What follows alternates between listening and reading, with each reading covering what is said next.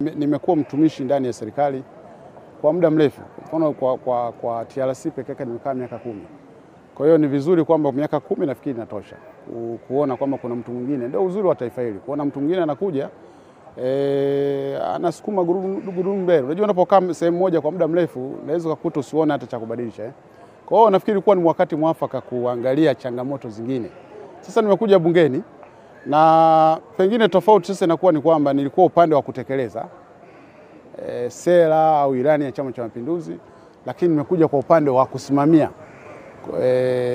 Kwa hiyo una switch tu, ni kama ni mchezo. Ulikuwa na dance ukaenda kupiga ngoma, si ndio hivyo?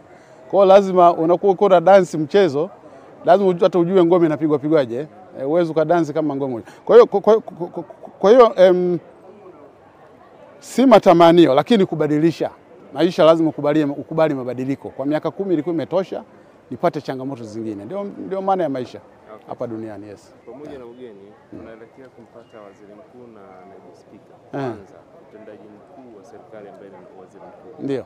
Kwa sasa unatamani awe ni mtu wa aina gani na pengine unatamani awe ni sifa gani? Sasa cha kwanza, unajua nafasi ya waziri mkuu ni ya kikatiba.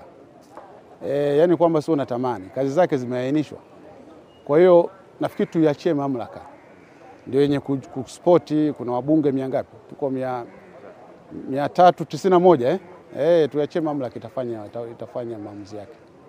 Lakini kama nilivyosema, swala la waziri mkuu kazi zake zimeainishwa kwenye katiba. Kwa hiyo sio swala kufikiria. Ndio. Lakini mamlaka ndio inakuwa inajua, sina kuwa na picha ya haya yaliyoainishwa nani anafaa. Yes.